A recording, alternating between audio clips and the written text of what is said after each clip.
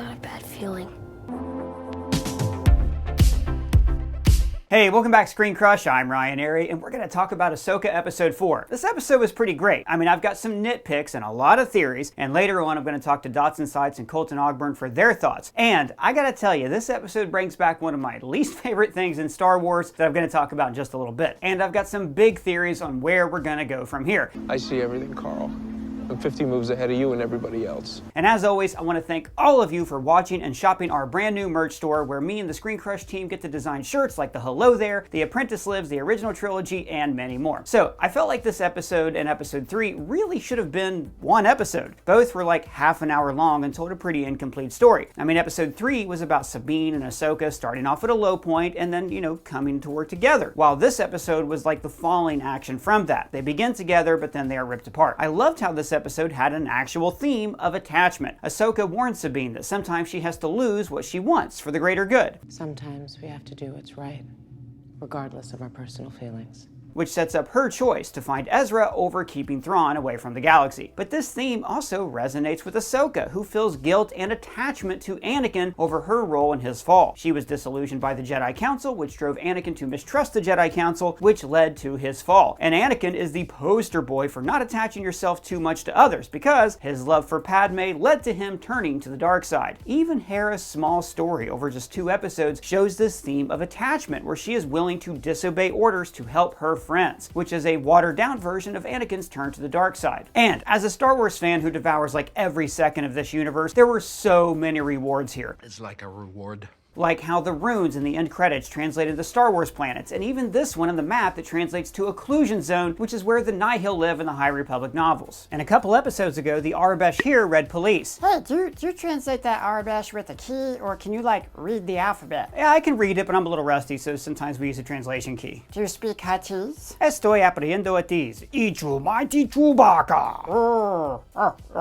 Actually, no, Doug, I don't speak Huttese because it's a made-up language. But all languages are made up. Yeah, I know, but Huttese is just like random sounds. But I am doubling down on learning a new language, Spanish. Oh yeah? Yeah, I took it in high school and I got to the point where I could say a few phrases, but then the part about like masculine and feminine word forms really floored me. But now I'm finally understanding it because I've been taking lessons on Babbel. They're the sponsor of this video. See, Babbel doesn't just teach you random vocabulary words like this. Like buenos dias.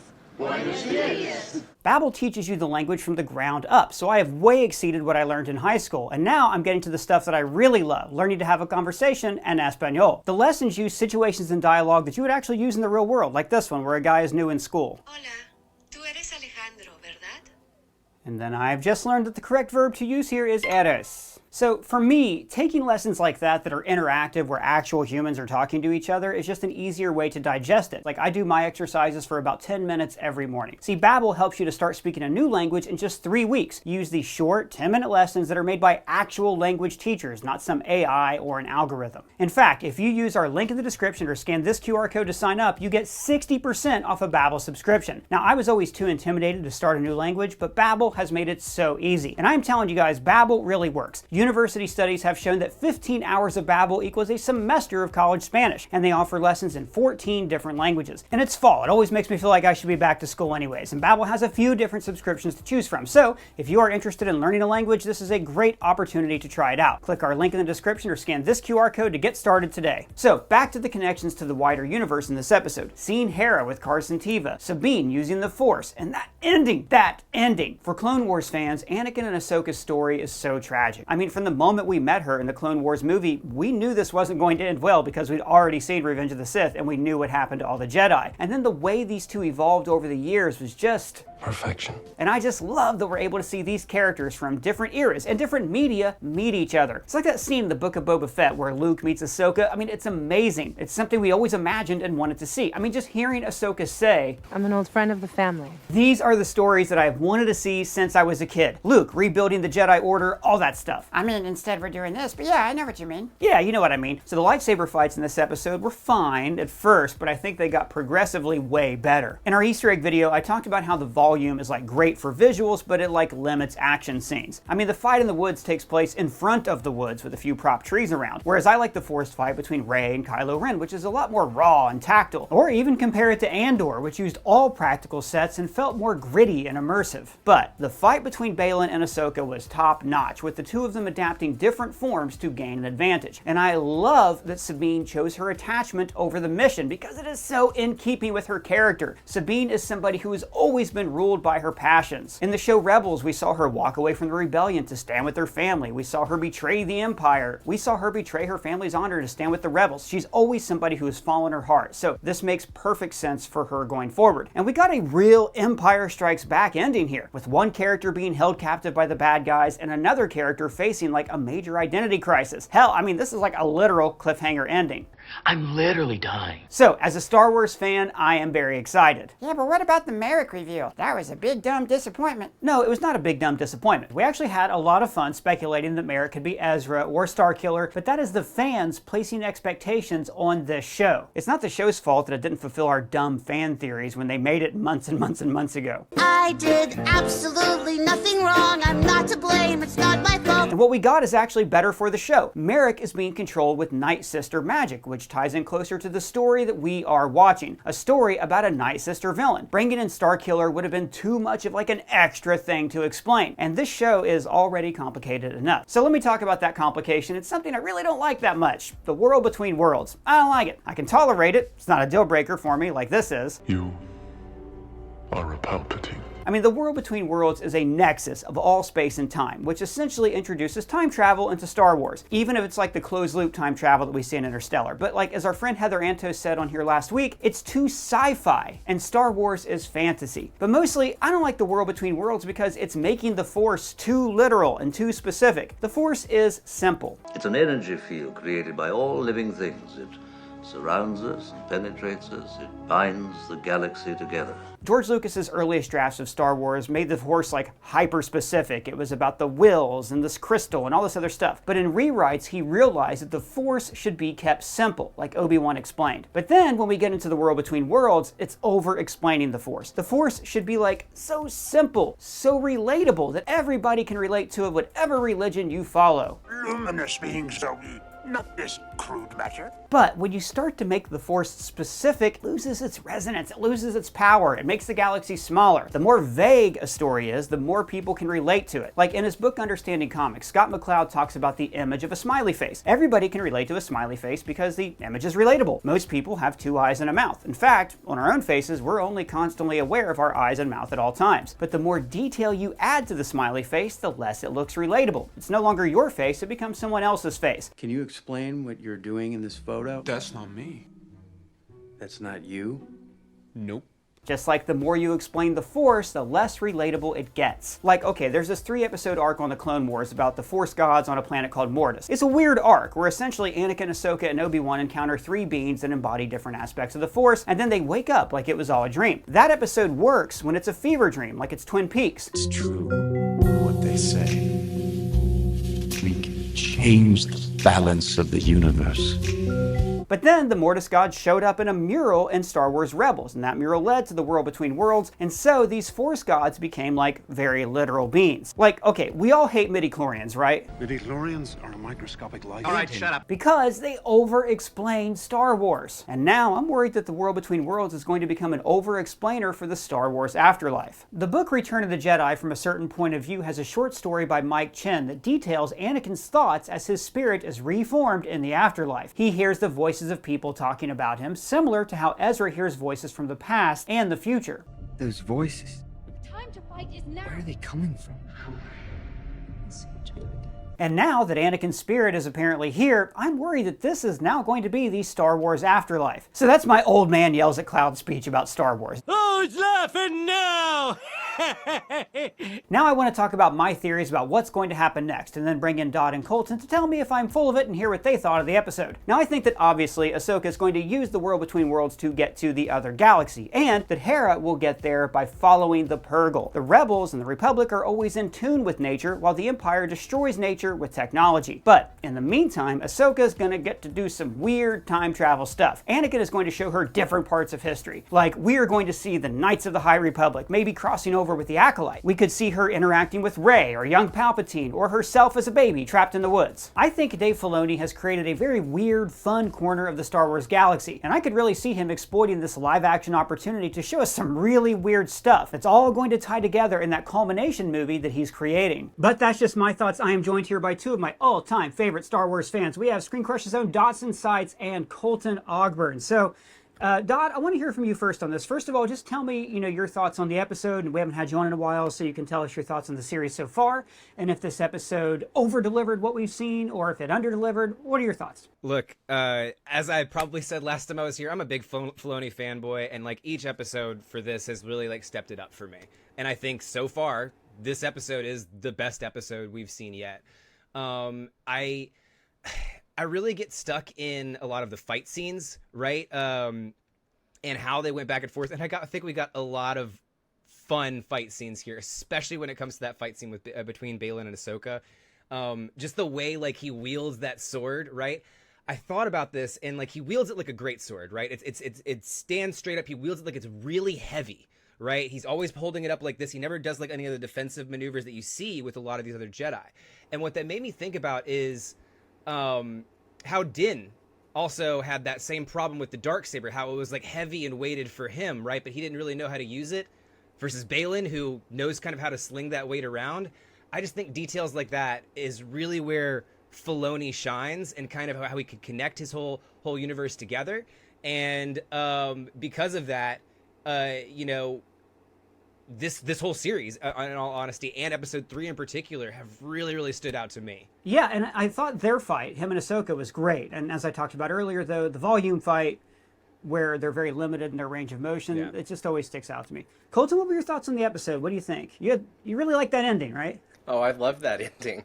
And I'm really glad. I know people are saying that he looked weird, and I'll concede he looked a little weird, but I'm glad they de-aged him, because I'll tell you what's weirder is seeing him when he's supposed to be, a teenager or young 20s, and he looks 40. That's stranger to me. Yeah, and Obi-Wan in the flashback, right?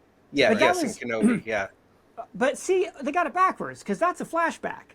That's a right. He can look, he's supposed to look younger in a flashback, but this, hell, he could have had a beard. Exactly, anything, you're exactly right. I would have rather him be de-aged in Kenobi, yeah.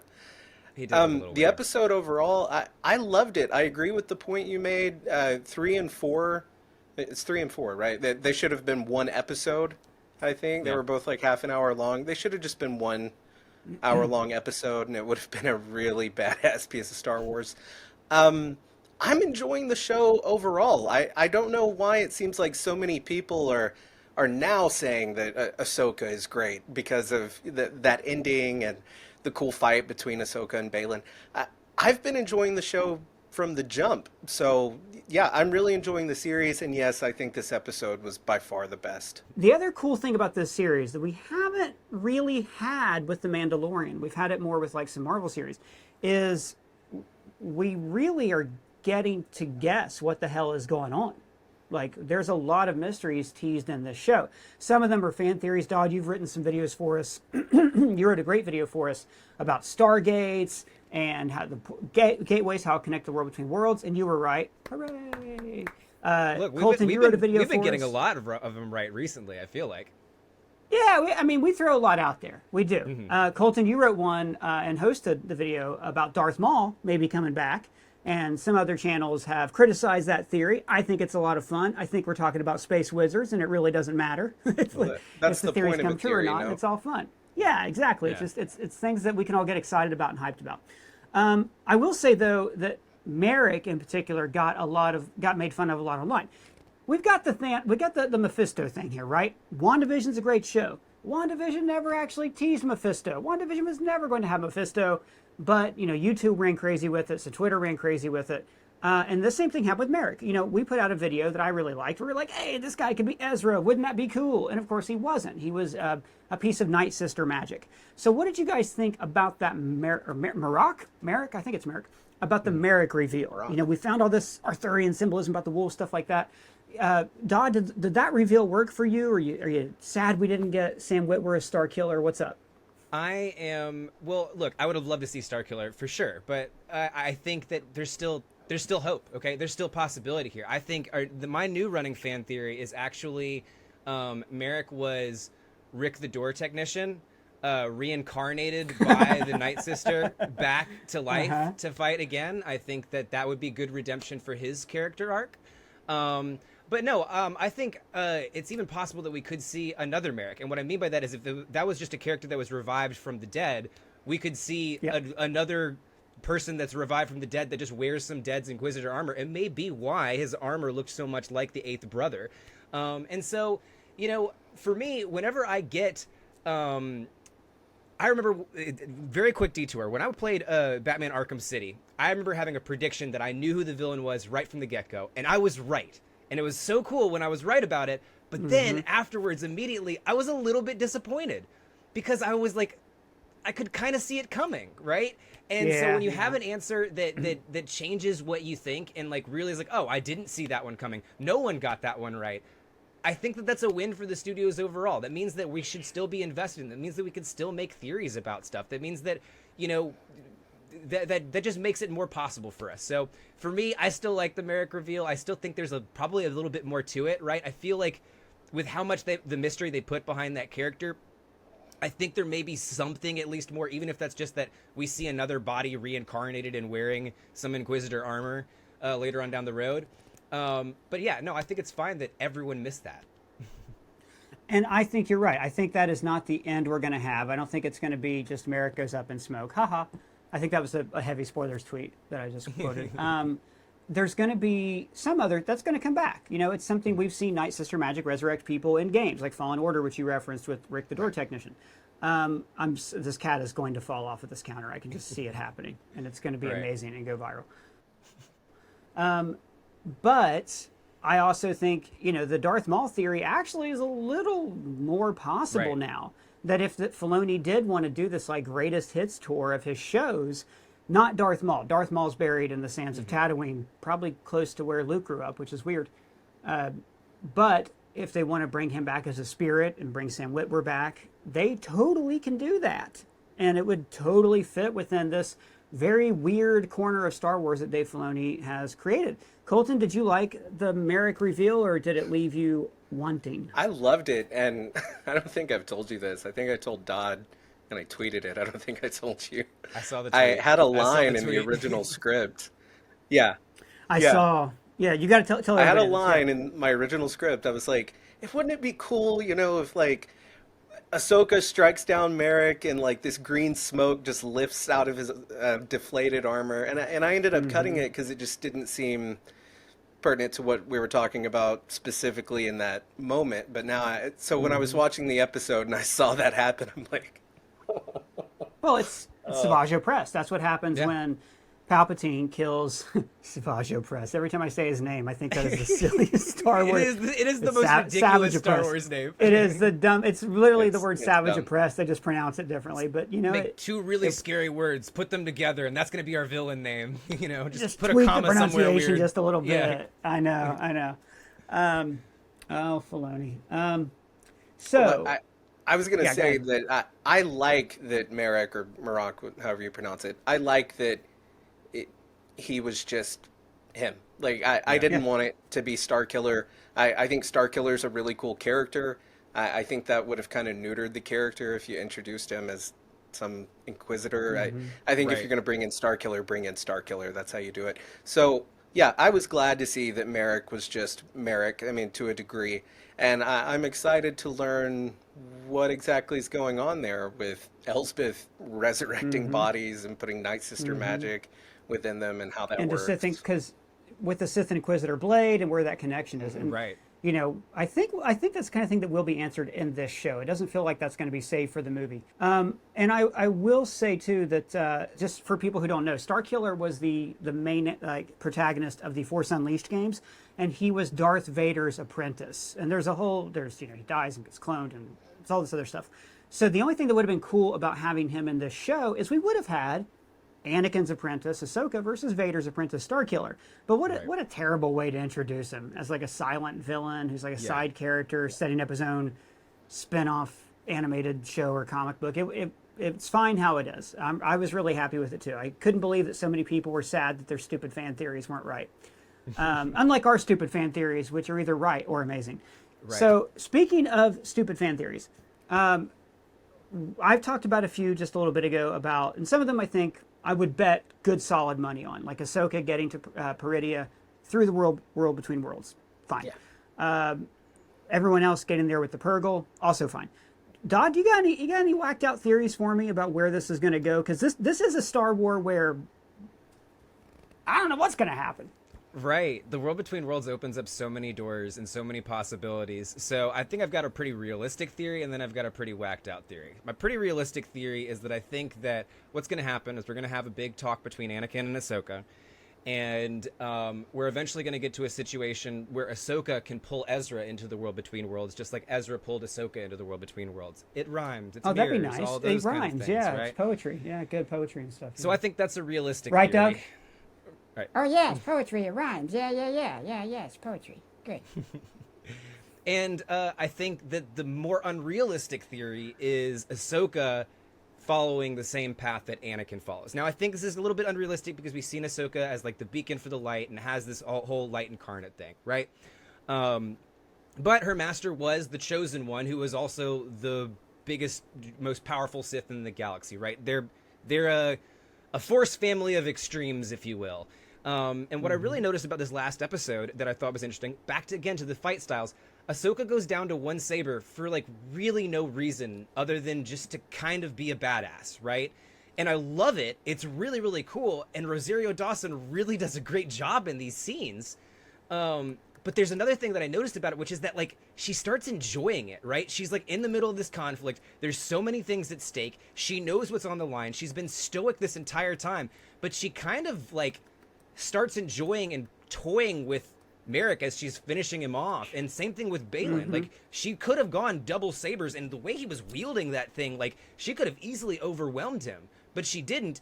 And she was kind of enjoying the fight, enjoying the conversation. Like there's a part of it where I feel like she's honestly repressing a dark side within her.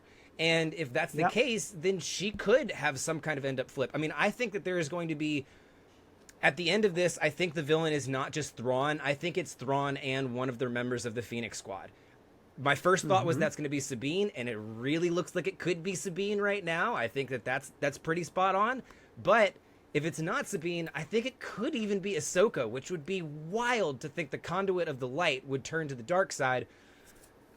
But I think, especially in this second era of Star Wars, where it's kind of like light and dark, yin-yang versus like, you know, completely polarized sides of the Force, maybe there's a way that this rhymes and fits in there.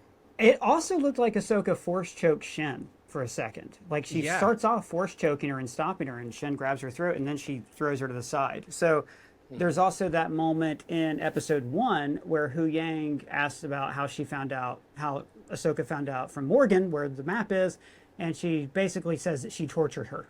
Let's just say I didn't follow standard Jedi protocol. So she's definitely someone who does not follow the Jedi code and isn't afraid to make those tough choices. She's the Jack Bauer of Star Wars. Colton, what about you? You got any whacked out fan theories for us down the stretch here?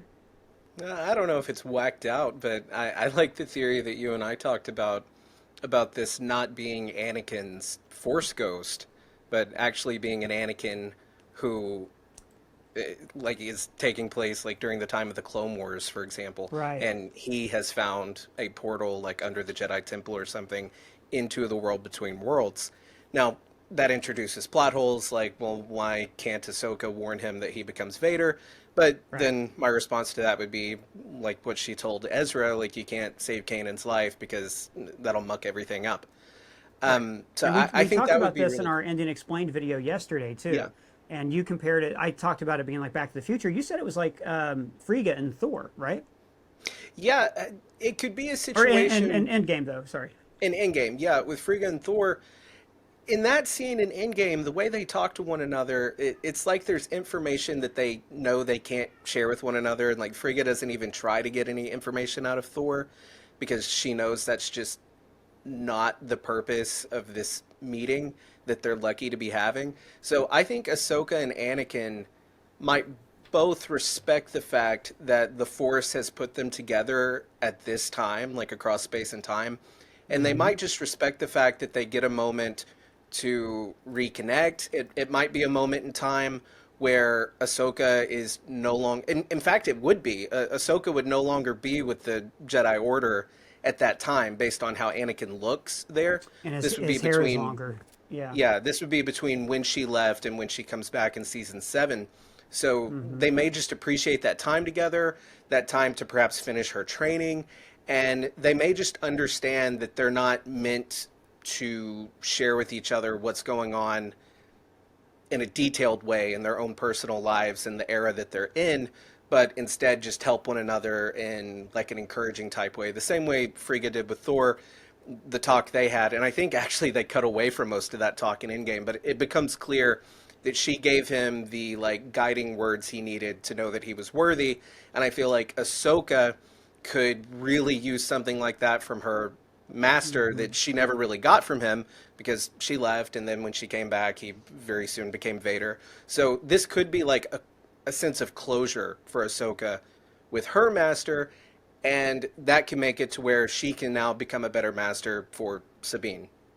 What other possibilities do you think the world between worlds? Because if you're right, if your theory is right, we talked about in the Ending Explained yesterday, then, well, who else can come in here? We could get Luke Skywalker, you know, from The Last Jedi, the way he looked when he was fighting Kylo Ren.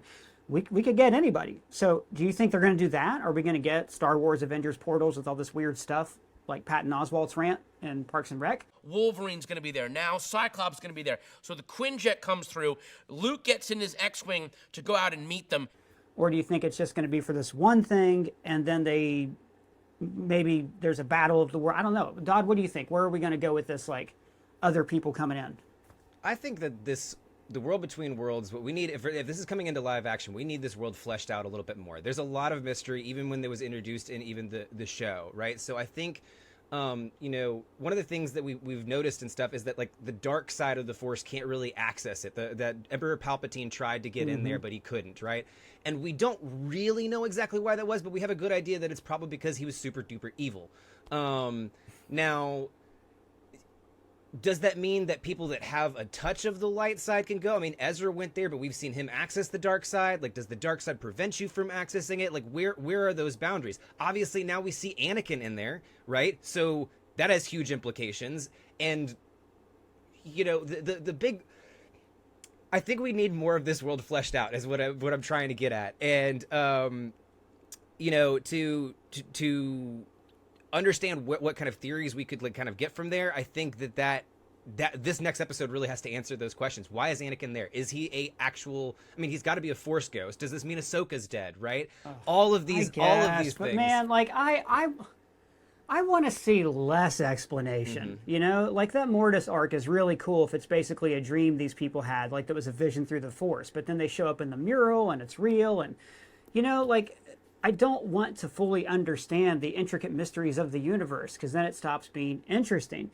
So same thing with this being his Force ghost. That automatically opens up a whole thing where that chapter in a certain point of view, like this is the physical manifestation of the afterlife.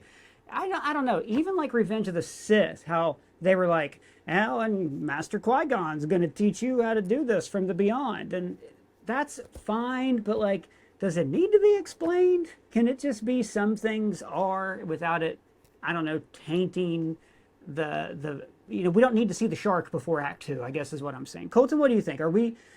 Is it too much? Is it just, are they giving us too much, or is it not enough? Well, I hope to God they don't do some portal scene where we see Plo Koon and Kit Fisto and Empire Strikes Back Han on a Tauntaun with Luke's lightsaber. I don't. Would that be cool? Sure, but it would be awful. Yeah. It would be absolutely awful. So I hope that they have the restraint not to do something. Lego like Ray coming in. Yeah, it's just Greedo shooting first. It would just be too much. I have a question though. For that part, going back to. Yeah, I have a question. Yeah, if Greedo came in, guns ablazing, he would just shout his war cry, McClunky. Yes, exactly. McClunky. I want Boss Nass to come in. Jar Jar as a Sith. Oh, dude, right? Dexter Jetster. Give me a universe where Jar Sith Jar Jar as a Sith. That'd be a pretty cool way to address a whole bunch of different fan theories. Like as hokey as that would be fun. Where it would be fun, but it belongs in a Star Wars Lego. Sure, yeah, absolutely. Or a what if? Or a what if they? Oh God, I wish they would do that. That'd be so cool. Again, they did the great comics back at Dark Horse in the day. But anyways, sorry. I wanted to ask, where do you guys fall on her being dead? Because I heard a lot of people saying, "Oh, well, she must have died." I didn't get that at all. I was under the assumption that, we did that video talking about how there are different I theorized that there are like Force hotspots at different temples and stuff like that. I would assume her as a balanced Force user, and if you think about it, so far. She's a balanced Force user. Ezra was a balanced Force user. Neither of them were too much on the dark or the light. Maybe that's the key to entering the world between worlds. And that's what I kind of thought was happening there. She was right on the, what did Balin call it? The nexus point or something on Cetos. I think that she might have gone straight through that portal and that's how she's there. I didn't get the impression that she was dead. Dodd, do you think she's dead? I think either one of two things happened. No, I don't think she's dead, first off. But I think that so there's only two ways we've seen people enter the world between worlds. Either you walk through some kind of portal, or you get pulled in, right? So I think either she fell into some kind of portal, which happened to be on the other side of the cliff or in the water or something. We don't know how these Force things work, right? They could even be underwater where she, sank in, goes unconscious, falls through. I don't know. That seems a little bit weird. But I think what's more likely is that Anakin pulled her in, right? The thing that yeah. is a little bit crazy to me is that, and I don't know if maybe I'm wrong about this. Someone's going to check me in the comments if I am. But this is the first time I think we've seen a Force ghost in the world between worlds talking like this to another person. And so I don't know what that aspect says about the world between worlds. If it's some kind of heaven, if it's some kind of place where light side of the Force can reside. I think that my running theory is that it's kind of like a light side heaven, like a heaven in the traditional sense, where only good people can go, on the light side of it can go. And since Anakin died as the chosen one, as the person who we saw in the Battle of Endor, right, that kind of embodiment of his light side, his spirit is still able to access that world. And because, he was kind of like an absent father through most of Ahsoka's life, this is his one time to be like, all right, look, I don't do this for everybody, but I kind of owe Snips one here. And so pulling her in, setting her straight. And then I think that he could end up being a bridge that brings her to Ezra. Ezra's pulled into the world between worlds. Ezra goes back with Ahsoka, and they can chase after where Sabine and Morgan went to find Thrawn, right? There's the problem now that they're set in is how does Hera and Ahsoka and their crew find Thrawn right now, because they just destroyed the map. I think that solves that issue, right? And so Anakin's going to jump in here, give her a little bit of cheat codes with the world between worlds, send them back through, and go on their way. So that's my running theory. And I think you're 100% right about Anakin pulling her in and what's going to happen. We're too good at this. I think we've spoiled the next episode for ourselves. And guys, I have to wrap it up there. But before I do, I just want to reiterate, these two people have written some of the best Star Wars videos we've done, especially our coverage of Ahsoka. And you should definitely follow both of them on socials. Dodd, where can the people find you? You can find me on Twitter, Twitch, or TikTok at Roos_Bane. Okay, and that'll be linked below. And of course, Colton Ogburn, where can the people find you? I'm on Twitter at Colton Ogburn, and you can find me here on ScreenCrush. And fantastic. We want to hear from all of you guys down in the comments below. Tell us what you thought of this episode. Tell us if you think Ahsoka's dead. And if you're new to the channel, please subscribe, smash that bell for alerts. For ScreenCrush, I'm Ryan Airy.